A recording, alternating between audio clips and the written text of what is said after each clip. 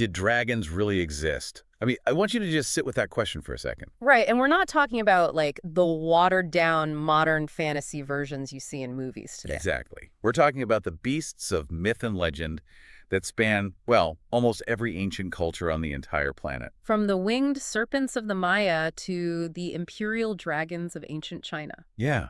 And you sent us this fascinating, just incredibly specific stack of sources detailing an alternate framework of Earth's history. It's called the Unified Theory of Geologic History. Right, or UTGH for short. Yeah, UTGH. Yeah. And this was developed by an independent researcher named Darrell Waters. And it heavily expands on Dr. Walt Brown's hydroplate theory, right? It does, yeah. And the documentation you provided for this custom deep dive, it's incredibly layered. It's a lot to get through. It is. We're looking at excerpts from Waters' primary technical book, which is called Earth, a biography of chaos, alongside this really rigorous mathematical white paper on the UTGH framework. But we also have these sources aimed at laymen and students. Right, like a young reader guide called Earth, 2 stories, and even a Sunday school study guide titled Reading the Rocks. So we basically get to see how the mechanics of this theory are articulated to a physicist on one hand, and then how its theological implications are explained to a child on the other. Exactly. And because you brought us this specific stack, we are taking a purely analytical approach today. Yes, and we need to make a quick disclaimer here, just to be super clear for you listening. We are not taking sides here. Right. We aren't here to adopt the religious paradigm, and we're not here to endorse it over mainstream uniformitarian science. Our job today is to basically put on the UTGH goggles. We want to look at the equations and the historical claims Waters is making, and impartially test the internal logic of the framework. Right, to impartially report on what's actually in these sources.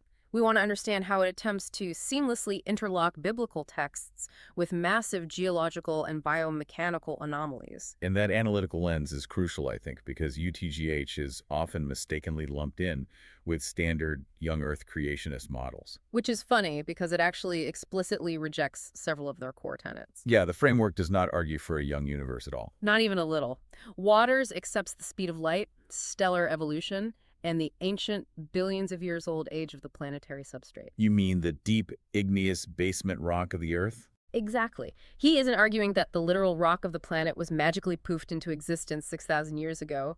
The physical mass of the Earth is ancient. Right. The divergence from mainstream science happens much, much more recently. The central thesis here is that a catastrophic rupture event occurred roughly 5,300 years ago. And this wasn't just like a really heavy rainstorm that caused a flood. No, it was a massive geological mechanism, one that radically altered the Earth's atmosphere, its radius, and its surface gravity. It basically represents a hard boundary line in the physical conditions of the planet. And on the other side of that 5,300-year-old boundary was this pre-flood biosphere where humans coexisted with giant megafauna, including the animals we currently classify as dinosaurs. Which brings us right back to those dragons. Yes, the dragons. If you look at the anthropological record, virtually every culture that preserves a global flood myth also possesses a cultural tradition of dragons. And Waters argues this isn't a coincidence, right? It isn't just a composite myth born from ancient campfire stories. According to the UTGH framework, dragon legends are preserved natural history. Wow. Yeah, they are the fragmented, culturally transmitted memories of the specific megafauna that dominated that pre-flood environment. And when you analyze the ancient documentary record through this specific lens, you begin treating these texts not as allegorical mythology, but as survivor testimony. Exactly. And the primary example the source material focuses on is found in the Hebrew Bible, specifically the book of Job. Right, chapter 40, the description of Behemoth. Now, if you read standard mainstream biblical commentaries, the consensus for the last century has usually settled on Behemoth being, a hippopotamus. Or maybe a bull elephant. Right. The assumption is that the writer is just applying this massive layer of poetic hyperbole to make a known local animal sound like an invincible monster. Just to prove a theological point about God's power. Exactly. But the white paper completely rejects that hyperbole argument. It goes hard against it. It really does.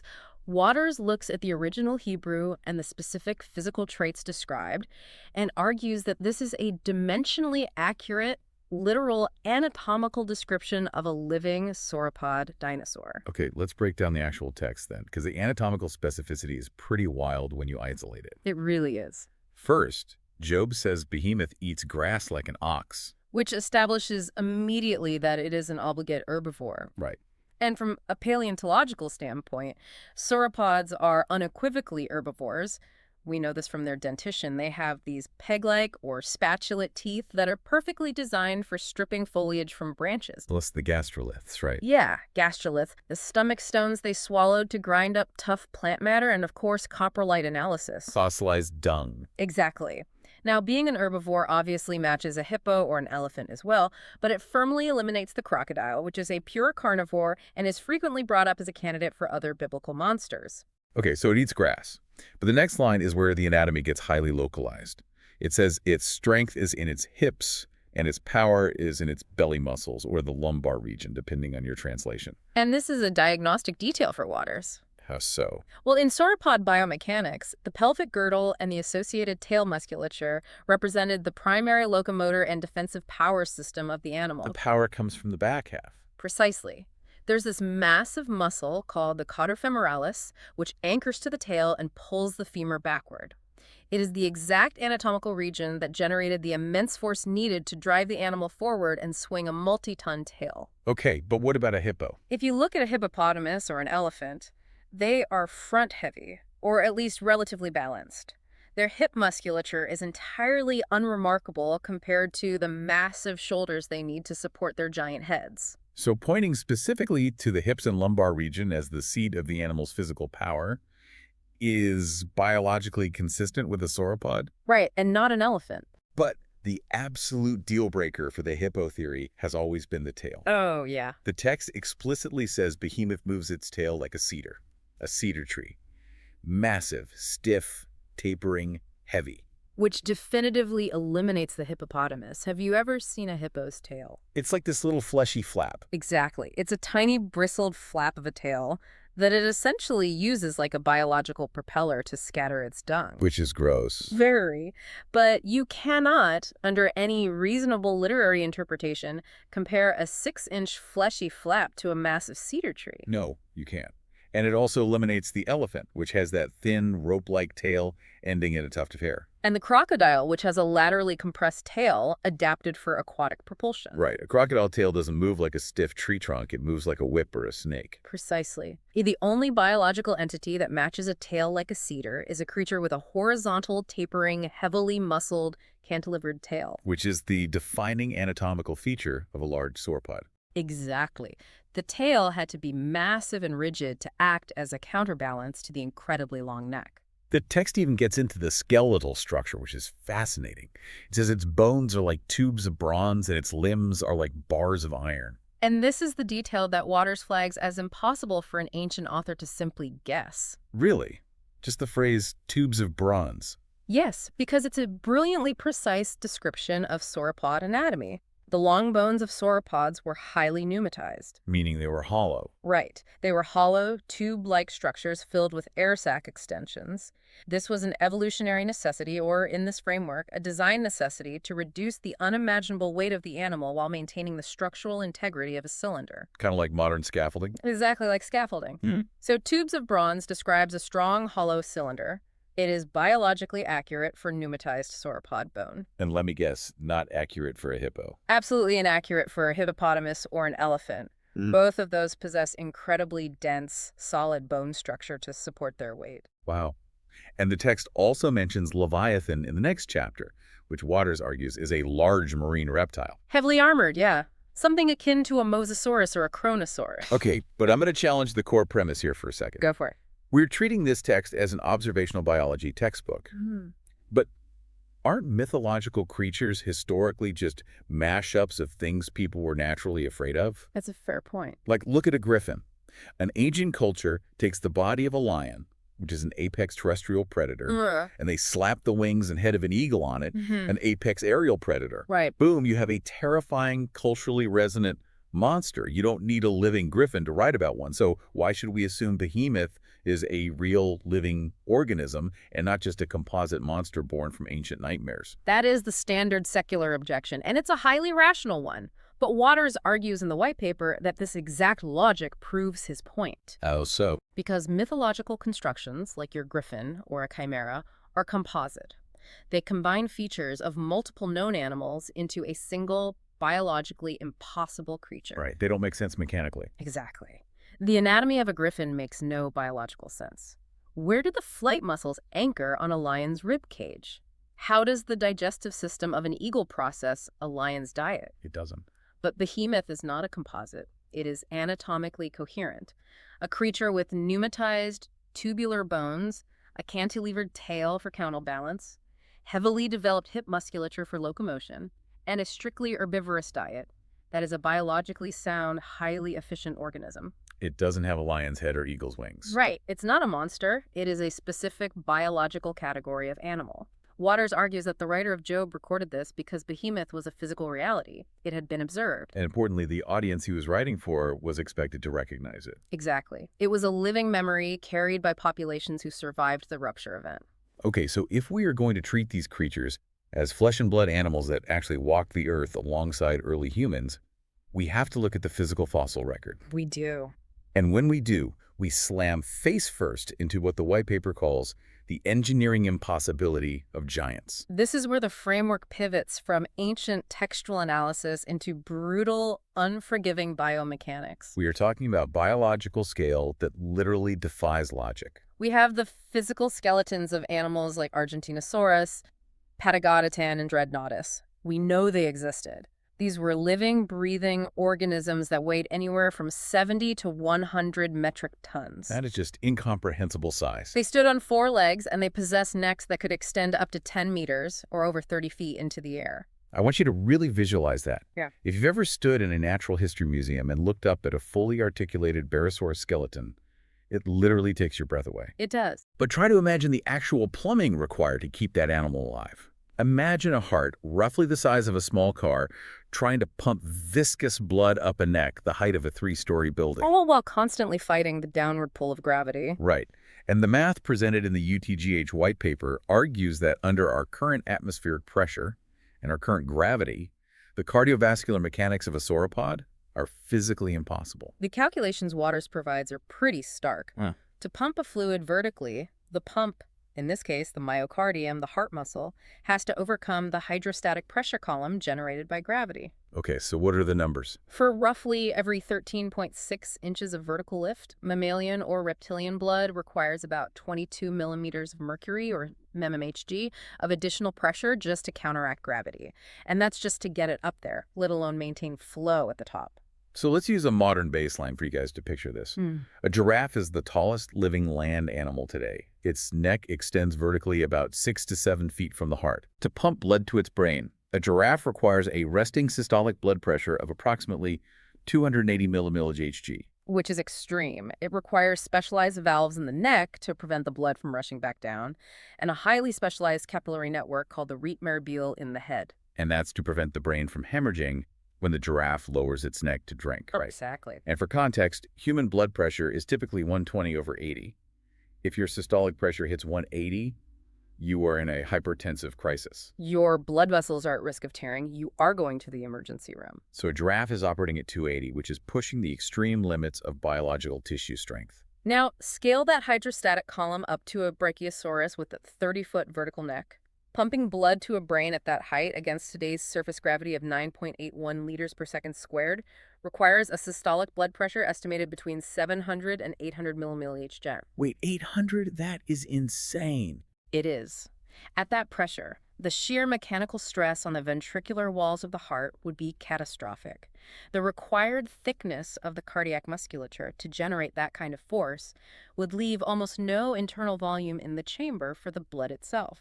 The heart would be all muscle and no empty space. Right. And even if the heart could somehow squeeze that hard, a pressure of 800 mmHg would rupture the arterial walls. Because biological material just can't handle it. Exactly. The collagen and elastin that make up blood vessels simply cannot withstand that kind of continuous tensile stress without blowing out.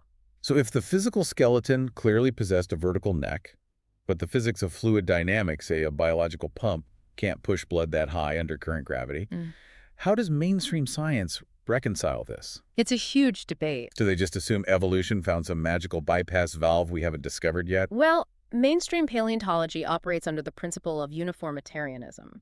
That assumes that the Earth's physical systems like gravity and atmospheric pressure have remained virtually identical for hundreds of millions of years. Basically, the Earth today is the Earth of the past. Right, so because they cannot alter the physics of the environment, they are forced to alter the behavior of the animal to make the math work. Oh, I see where this is going. A prominent workaround proposed by several mainstream researchers is that sauropods simply didn't hold their necks vertically. What? Yeah. They argue the animals held their necks horizontally, parallel to the ground, sweeping back and forth over ferns like a giant biological vacuum cleaner. But the skeletal articulation doesn't support that at all. The cervical vertebrae of a brachiosaurus are wedged. They are explicitly designed to curve upward. Exactly. Waters highlights that the horizontal neck hypothesis isn't derived from the fossil evidence. The skeletons are clearly engineered for verticality. So why propose it? The hypothesis exists solely because the engineering of a vertical neck under current atmospheric and gravitational conditions is a mathematical paradox. Wow. And it isn't just the hydrostatic pressure in the land giants either. The white paper points to the sky, to the giant Esdarkid pterosaurs, specifically Quetzalcoatlus northpri. This animal is a perfect example. It had a wingspan of roughly 11 meters, or 36 feet. It was literally the size of a Cessna 172 airplane. It stood as tall as a giraffe on the ground. And weighed an estimated 250 kilograms, or about 550 pounds. And it was unequivocally a flying animal. The fossil record shows massive keeled sternums designed for the anchorage of enormous flight muscles. It had hollow bones, just like the sauropods. It was an aeronautical marvel. But once again, when you run the physical parameters of the animals through the physics of our current environment, the math breaks down completely. The standard aerodynamic lift equation is non-negotiable. Lift equals 1/2 times the air density times the velocity squared times the wing area times the lift coefficient. So when you plug in the numbers, When you plug in the wing area of a Quetzalcoatlus and calculate the required lift to get a 250 kilogram mass off the ground in today's air density at sea level, the animal would need to reach a minimum stall speed of approximately 62 kilometers per hour just to achieve takeoff. 62 kilometers per hour is almost 40 miles per hour. Yes. And biomechanically, you simply cannot accelerate 550 pounds of muscle and bone to 40 miles per hour from a dead stop on the ground. Not even with a running start. No. Some researchers have modeled a quadrupedal pole vaulting launch, where the animal uses its massive front wing limbs to launch itself into the air, much like a modern vampire bat. Okay, that sounds pretty efficient. It is highly efficient, but even with that launch mechanism, achieving 62 kilometers before gravity pulls you back down is structurally impossible for an animal of that mass. So what does mainstream science do with that? Because of this specific aerodynamic impossibility, there are mainstream paleontologists today who have published papers concluding that the largest pterosaurs couldn't actually fly. Are you kidding? I'm serious. They have reclassified them as terrestrial ground-stalking predators that might have managed a controlled glide if they threw themselves off a sufficiently high cliff. Okay, this is the pivot point of the entire framework. Mm-hmm. We have an animal with a 30-foot neck that supposedly couldn't lift its head, and an animal built precisely for flight that supposedly couldn't fly. It's a glaring contradiction. If I'm understanding Waters correctly, UTGH says that when the physical, measurable evidence of a skeleton contradicts the accepted model of the environment, the skeleton isn't the problem. No, the environment is. The animals aren't evolutionary mysteries. They are biological measuring instruments. That is the paradigm shift right there. Wow. You have a skeleton engineered for vertical lift and a skeleton engineered for flight. They are telling us through their preserved anatomy exactly what the physical parameters of the Earth were when they were alive. They're giving us the weight of the atmosphere and the pull of the gravity. Precisely. Okay, so let's rebuild that sky. What does the UPGH framework calculate the pre-flood Earth actually look like? Waters provides very specific, mathematically derived parameters. In the pre-flood environment, UTGH proposes that the Earth's equatorial surface gravity was approximately 9.68 meters per second squared. Which is how much lower than today? That is roughly a 1.3% reduction from today's 9.81 meters per second squared. Okay, and the atmosphere? The atmosphere was significantly denser, operating at a pressure of roughly 1.8 atmospheres compared to our current 1.0. So almost double pressure. Yes, and the atmospheric composition was different too. with an oxygen concentration elevated to somewhere between 28 and 32% as opposed to the 21% we breathe today. Now, I can hear people rolling their eyes already, thinking he just pulled these numbers out of a hat to make his dinosaur math work. It sounds like it initially. But the white paper details a process called multi-constraint convergence. These numbers are entirely interdependent. And this is where the physics of the UTGH framework become remarkably elegant. Let's take that 1.8 atmospheres of pressure. It's not a random guess. Okay, explain how we get there. When you take the aerodynamic lift equation for the Quetzalcoatlus that we just talked about, and you increase the air density variable to match 1.8 at anaramem, the thicker fluid medium provides drastically more lift at lower speeds. So the air is acting more like water. In a sense, yes, it's denser. The minimum takeoff velocity required for that 250-kilogram animal drops from the impossible 62 kilometers per hour down to roughly 46.5 kilometers per hour. And is that achievable? Yes. That lower speed falls perfectly within the biomechanical capability of a quadrupedal pole vault launch. In a 1.8 atmosphere sky, the Quetzalcoatlus takes off effortlessly. Wow. So the thicker air solves the pterosaur problem. It does. But how does atmospheric pressure solve the cardiovascular problem of the sauropod heart? Because pumping blood is about gravity, not aerodynamics. Right, but it comes down to fluid dynamics and venous return. Could break that down. The cardiovascular system is a closed fluid loop. In a much denser atmospheric environment, the ambient pressure of 1.8 atmosphere acts uniformly on the exterior of the animal. It functions identically to a specialized compression suit worn by fighter pilots. Oh, to keep blood from pooling in their legs during high G maneuvers. Exactly. This elevated external pressure provides substantial assistance to the venous return, the blood traveling back to the heart from the extremities. It essentially squeezes the fluid back up the system, drastically reducing the net cardiac load required to maintain the cycle. So it's pushing from the outside. Yes. And when you combine that dense, pressurized fluid environment with the slightly lower gravity of 9.68 meters per second squared, the hydrostatic pressure column inside the Brachiosaurus neck is mitigated. So what happens to the blood pressure? The required systolic blood pressure drops from that tissue-shredding 800 millimilli Hg down into a range that is biologically viable. It's still incredibly high, but it drops into a regime similar to the modern giraffe. That is fascinating. So two entirely independent biological systems, a set of leathery wings and a reptilian heart, both require the exact same atmospheric pressure of 1.8 atmosphere to function. It's incredible convergence. But we actually have a third biological instrument that confirms this denser, oxygen-rich environment, don't we? The insects. Yes, and this is a critical inclusion in the white paper because it highlights a profound inconsistency in mainstream uniformitarian science. How so? Well, the fossil record is packed with giant arthropods from the Carboniferous period.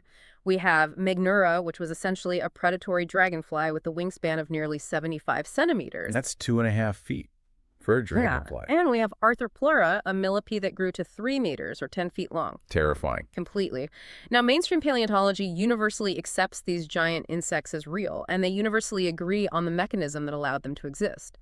The atmosphere is different.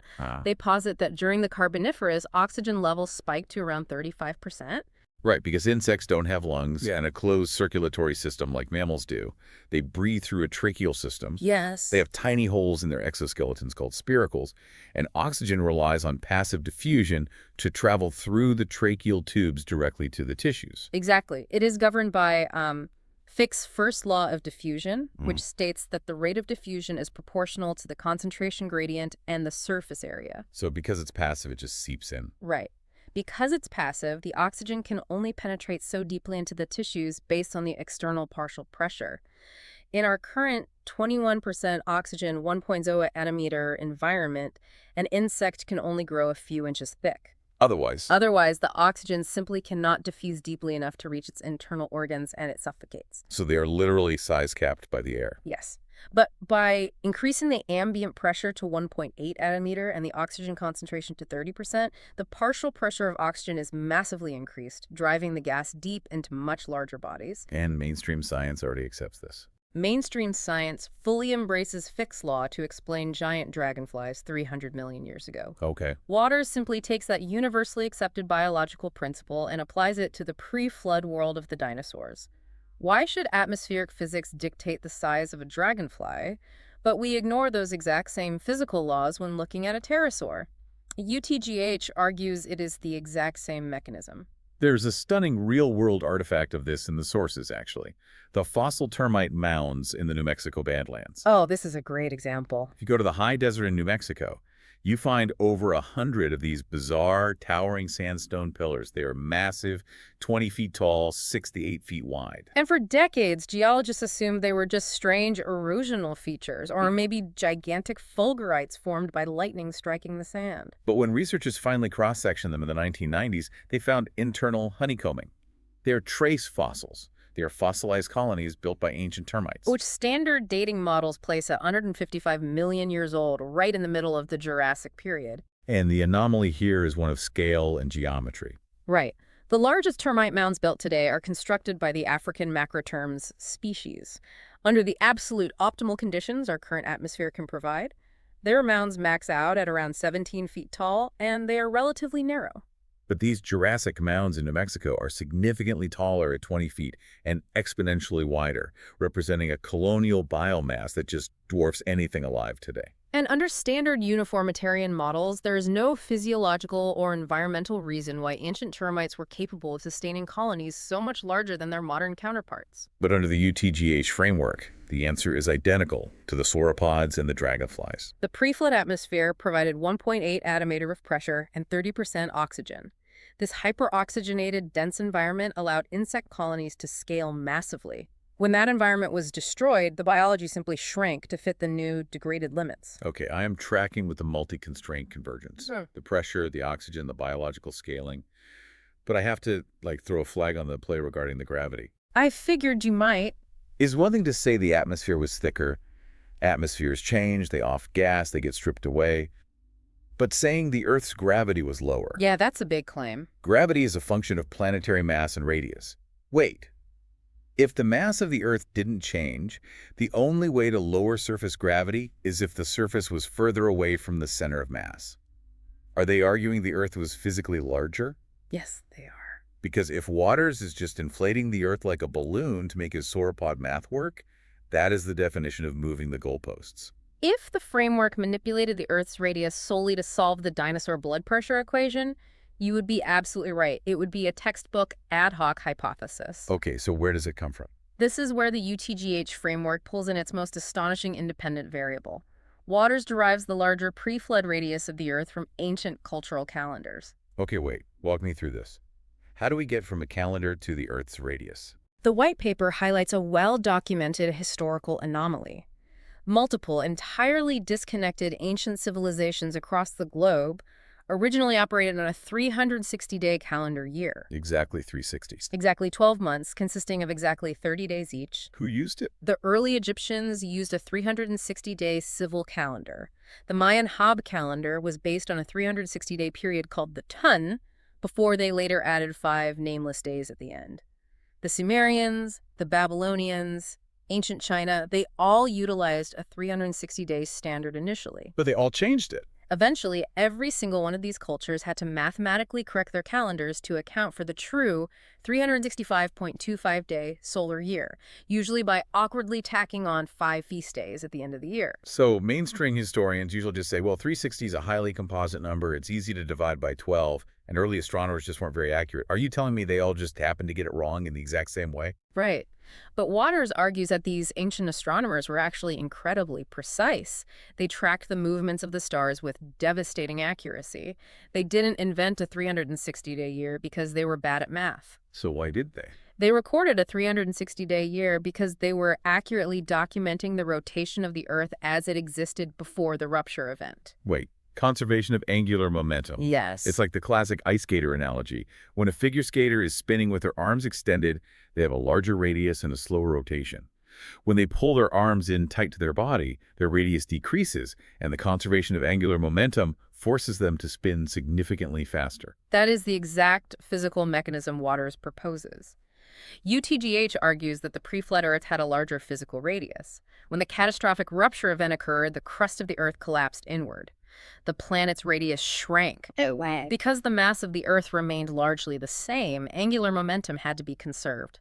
As the crust pulled inward, the Earth began to spin faster on its axis. And a faster rotation means a shorter day. Exactly. So a solar year, the time it takes to orbit the sun, which didn't change, suddenly consisted of 365.25 of these shorter days, rather than 360 of the longer pre-flood days. Okay, so the calendar gives you the before and after rotational speeds. From there, you can calculate the exact change in radius required to produce that spin-up. What is the number? The mathematics in the white paper calculate that to transition from a 360-day rotational speed to a 365.25-day rotational speed, the pre-flood Earth must have had a radius approximately 46 kilometers larger than it does today. 46 kilometers. Mhm. And when you pluck a radius that is 46 kilometers larger into the standard gravitational formula, You derive a surface equatorial gravity of approximately 9.68 meters per second squared. the exact gravity required to make the sauropod cardiovascular system viable, Yes, the cultural calendars demand the 46-kilometer radius change. The expanded radius dictates the 9.68 gravity, which feeds the cardiovascular constraint of the giants. which demands the 1.8 atmospheres of pressure, which perfectly satisfies the aerodynamic lift requirements for the Quetzalcoatlus and the oxygen diffusion limits of the giant insects. It is a completely closed loop of physics. It is a chain of mathematically rigorous derivations starting from human historical artifacts, validated independently by aerodynamics, fluid dynamics, and biomechanics. It is a stunningly elegant puzzle box. But to accept it, you have to accept the mechanism that caused the radius to shrink in the first place. We need to talk about the inciting incident of this entire alternate history, the rupture event. The catalyst for everything. UTGH claims that about 5,300 years ago, a subterranean supercritical water reservoir violently decompressed. What is supercritical water, and how did it get under the crust? This is where Waters heavily incorporates Dr. Walt Brown's hydroplate theory. The framework posits that during the formation of the Earth, a massive interconnected shell of water was trapped beneath the granitic crust. How far down? At a depth of approximately 96.6 kilometers, or about 60 miles down. At that depth, the pressure from the overlying rock is immense, and the temperature is extremely high. Under these specific conditions of high heat and pressure, water enters a supercritical phase. What does that mean, exactly? Supercritical water is a bizarre state of matter. It is neither a true liquid nor a true gas. It possesses the density of a liquid but the effusiveness and compressibility of a gas. It can dissolve minerals rapidly and holds a staggering amount of kinetic energy. Like a global pressure cooker. So you have a pressurized bomb of supercritical fluid wrapped entirely around the globe, trapped under 60 miles of solid rock. What sets it off? Tidal flexing. The moon. Yes, over centuries, the gravitational pull of the moon didn't just pull on the surface oceans, it pulled on the solid crust and the subterranean water layer. This constant flexing generated immense friction, slowly increasing the temperature and the pressure of the supercritical water over hundreds of years. It was winding the spring. Exactly. Eventually, the pressure of the subterranean water exceeded the tensile strength of the overlying granite crust. The crust cracked. And the moment it fractured, the supercritical water decompressed and flashed into steam instantly. And because it was an interconnected global shell, the fracture propagated across the entire planet like a tear in a seam, ripping the crust open. It did. This wasn't a gentle geyser. This was an explosion so violent it ripped mass entirely out of the Earth's gravity well. The white paper calculates the kinetic energy of this rupture. It expelled an estimated 10 to the 22nd power kilograms of water, rock, and mineral mass straight up through the atmosphere. That's unfathomable. The velocity of the ejection was so extreme that a significant portion of this mass reached escape velocity and was blasted into the solar system. UTGH claims this is the origin of the anomalous water and mineral deposits we see scattered across the solar system today, right? The ice on the moon, the water on Mars, the icy debris of Saturn's rings, and comets. Yes. Waters argues they didn't come from deep space, they were blasted out of the Earth. But it also explains Chicxulub, doesn't it? The massive impact crater in the Yucatan Peninsula that mainstream science says is the asteroid that wiped out the dinosaurs. Yes, that is a profound reinterpretation. Mainstream science views Chicxulub as an exogenous impactor, an asteroid arriving from deep space. But UTGH says UTGH argues that Chicxulub is actually endogenous fallback ejecta. It was a massive, dense fraction of the crustal rock blasted out during the initial rupture that didn't quite achieve escape velocity. It went suborbital and then slammed back down into the planet. wow. But the ejecta and the ensuing global floodwaters, that isn't actually what wiped out the megafauna.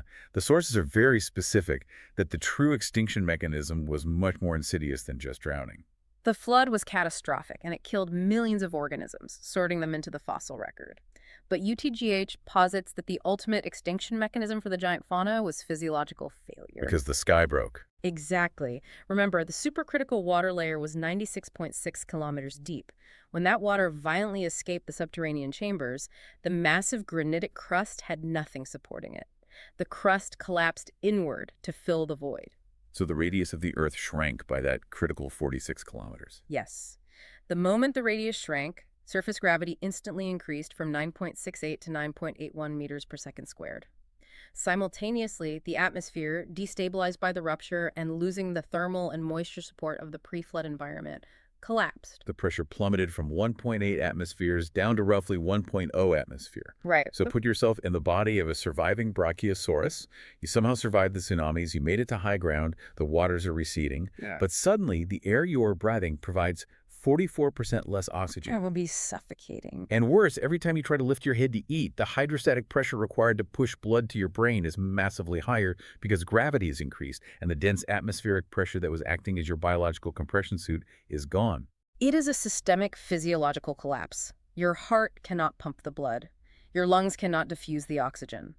The giants that survived the immediate flood catastrophe died out in the decades and centuries that followed simply because they were biologically engineered for an atmospheric and gravitational reality that literally no longer existed. It's really tragic when you frame it like that. It is. The animals that survived, the ones that became our modern biosphere, were the descendants of organisms whose physiologies were small enough or adaptable enough to function in the thinner air and heavier gravity of the post-flood world. This brings us to the actual dirt and rock beneath our feet, the fossil record. If all of this, the rupture, the flood, the radius collapse, happened in one massive chaotic event 5,300 years ago, how does UTGH explain the geological column? What do you mean? Well, if you look at the Grand Canyon, you see beautifully stratified, perfectly laminated layers of sedimentary rock. Mainstream geology says those layers represent millions of years of gradual deposition, lake beds drying up, shallow seas advancing and retreating. How does UTGH get perfectly sorted layers from a chaotic explosion? Through a well-documented fluid dynamics mechanism called rapid hydraulic sorting. Okay, explain that. When you have a catastrophic flood event moving at high velocity, water carrying massive amounts of suspended sediment doesn't just drop it in a random pile. Physics dictates that flowing water automatically sorts materials based on particle size, density, and hydrodynamic shape. Like panning for gold. Similar, yes. Sand, silt, clay, and gravel will naturally separate into distinct laminated bands as the water velocity changes. A massive global hydraulic event produces highly stratified sedimentary sequences automatically and rapidly. But standard geology points to the fossils inside those layers as proof of deep time. You have simple organisms at the bottom and more complex organisms at the top, representing millions of years of evolution. UTGH argues that the fossil sorting isn't an evolutionary timeline. It is an ecological and hydrodynamic timeline. Meaning where they lived, not when they lived. Exactly. The organisms at the bottom of the geological column, marine invertebrates like trilobites, were buried first because they already lived on the ocean floor, right where the subterranean rupture originated. That makes sense. Amphibians and slow-moving coastal dinosaurs were buried next.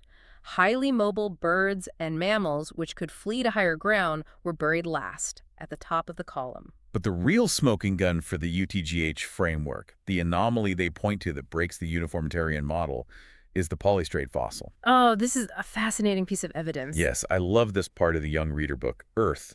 2 stories. It explains this perfectly. Polystrate fossils are organisms, frequently massive tree trunks, but also large dinosaur bones that are preserved standing vertically, cutting straight through multiple sedimentary layers. Right. And under the uniformitarian model, those multiple layers represent tens of thousands or even millions of years of slow accumulation. So you are faced with the physical impossibility.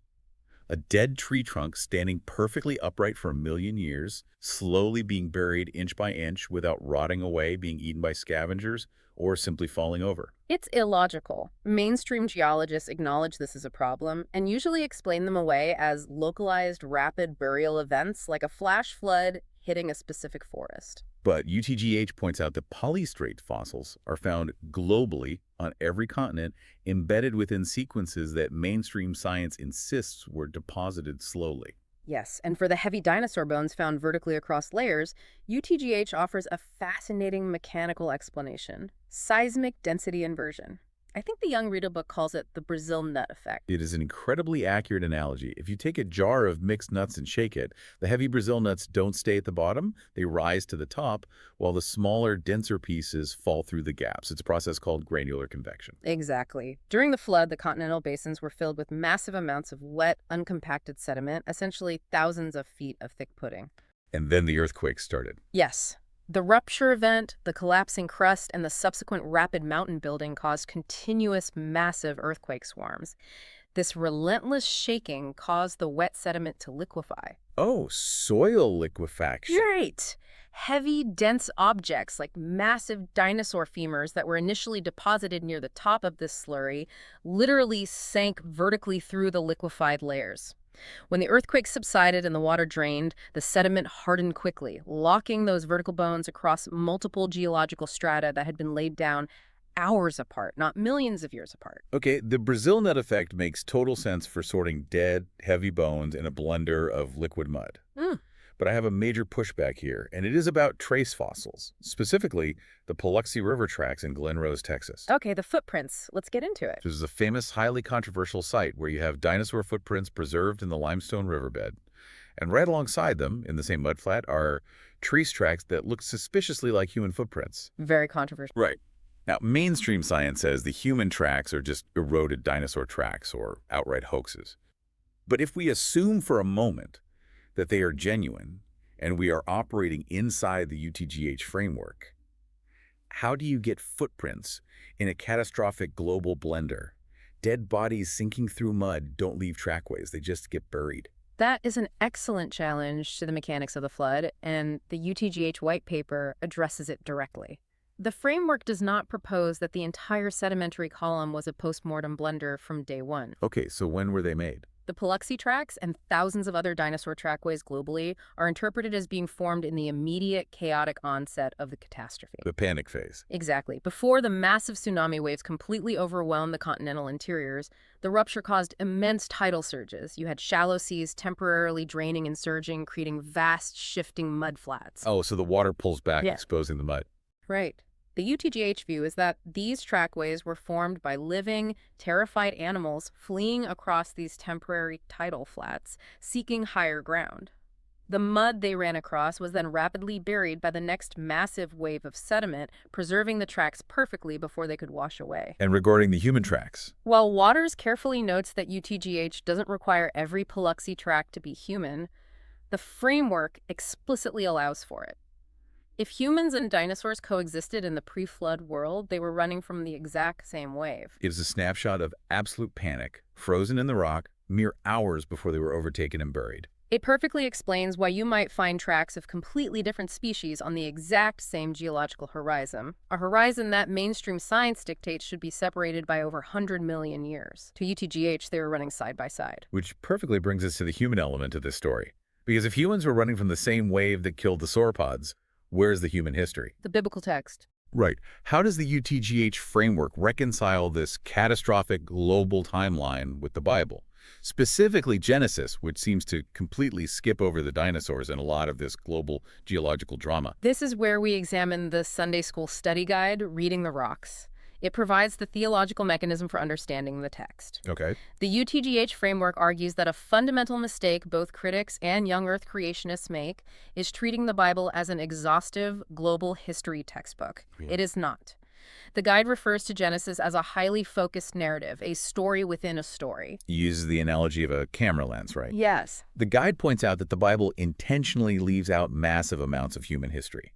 For example, it spends barely 10 verses describing the Tower of Babel, an event that supposedly scattered all of human civilization across the globe, generating all language groups. Yeah. Verses. But it spends 13 entire chapters detailing the life of Joseph in Egypt. Which proves the point about the focus. Why? Because the Bible's only goal is tracking one specific redemptive lineage, from Adam to Noah to Abraham to David, culminating in Jesus Christ. Precisely. The biblical camera lens is zoomed in entirely on that specific genealogical line. The text argues that Genesis doesn't mention dinosaurs explicitly, or the detailed mechanics of the supercritical rupture, because they weren't the focus of the theological narrative. Other peoples existed, other civilizations were building cities, and massive megafauna were roaming the Earth, but they were outside the focal length of the narrative lens. They were present, but they weren't the point of the story being written. But the UTGH framework argues that the pre-flood environment does explain something very specific and highly contested in the book of Genesis, the extreme lifespans of the patriarchs. Oh, this is fascinating. You read the early chapters of Genesis, and the numbers are staggering. Adam lived 930 years. Methuselah lived 969 years. Noah lived 950 years. Right. Modern secular frameworks entirely dismiss these numbers as mythology, or they argue they are symbolic literary conventions. Maybe they were counting months instead of years. But Waters says no, these were literal biological years. And he justifies this using the exact same physical parameters we established for the dinosaurs. Under the UTGH framework, the pre-flood physical environment wasn't uniquely tailored just for giant reptiles. It applied to the entire biosphere, including the early human lineage. Okay, so apply the physics to a human body. You had 1.8 atmospheres of pressure, forcing 30% oxygen deep into human tissues. You had a reduced gravity of 9.68 meters per second squared, reducing the mechanical wear and tear on the human skeletal and cardiovascular systems. Which would feel amazing, honestly. It would. But crucially, the framework posits that the denser atmosphere provided continuous, nearly perfect UV and cosmic radiation shielding. Meaning their DNA wasn't constantly being bombarded, mutated, and damaged by background radiation the way ours is today. Right. UTGH views aging in complex organisms fundamentally as a process of genomic degradation, the cumulative accumulation of cellular damage and copying errors over time. Like a photocopy of a photocopy. Exactly. The pre-flood environment, acting upon what Waters describes as a pristine early genome, allowed for cellular regeneration and longevity that seems biologically impossible to us now. And importantly, it wasn't just the Hebrew Bible that recorded this phenomenon. The white paper points to the Sumerian king list. Yes. This is an independent, ancient Mesopotamian cuneiform document with no theological connection to the biblical texts. And it also meticulously records pre-flood rulers living for extraordinarily long periods, thousands of years in their counting systems, followed by a sudden, dramatic drop-off in human lifespans immediately following the flood event. The consistency across cultures is striking. Okay, I have to ask the obvious question then. If human biology is mechanically capable of living for 900 years, and it is simply a function of atmospheric pressure, oxygen, and radiation shielding, why don't we see that today? I know where you're going with this. If I go buy a hyperbaric oxygen chamber, set it to 1.8 atmospheres, pump in 30% oxygen, and line the walls with lead to block UV radiation, am I going to live for a millennium? The framework's answer is a definitive no. Unfortunate. UTGH makes it explicitly clear that it is not just about the external physics. It is about the internal hardware. It is the synergistic combination of the atmospheric pressure, the lower gravity, the shielding, and most importantly, those optimal conditions acting on an undamaged genome. So our genes are the problem. What we possess today, according to Waters, is a human genome that has endured 5,300 years of post-flood environmental stress. It has suffered millennia of cosmic radiation exposure, dietary shifts, and severe genetic bottlenecking following the flood catastrophe. The hardware is damaged. The intrinsic genomic potential for that kind of longevity, and potentially for the larger physical stature that the pre-flood environment supported, has been fundamentally degraded. The instructions for a 900-year lifespan might be broken, corrupted, or permanently switched off. This entire deep dive forces a profound perspective shift. It requires you to look at the puzzle pieces of Earth's history from a completely alien angle. It really does. The UTGH framework offers this radically different lens, viewing the mythological dragons of our ancient ancestors not as fantasy, but as accurate, culturally transmitted memories of surviving sauropods and marine reptiles.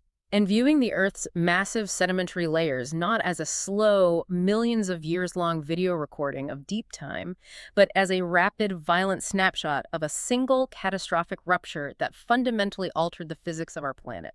It argues that the giants of the ancient world didn't just slowly evolve away, their sky was taken from them.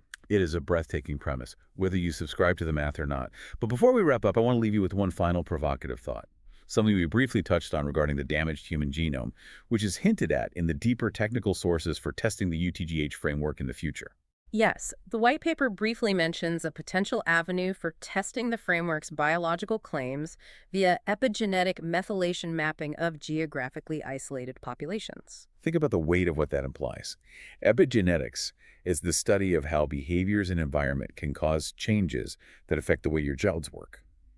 Epigenetic markers don't change your underlying DNA sequence, they change how your body reads it. They turn genes on or they turn them off based on environmental stress. Right.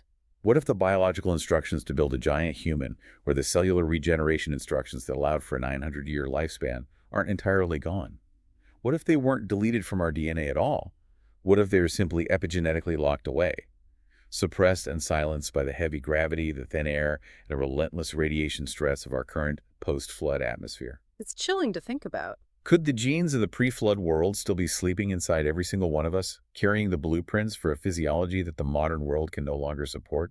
Are we all just walking around with ancient hardware waiting for a sky that no longer exists? It is a profound biological question that bridges human history, ancient mythology, and modern genetics. We'll leave you to think on that. See you next time on The Deep Dive.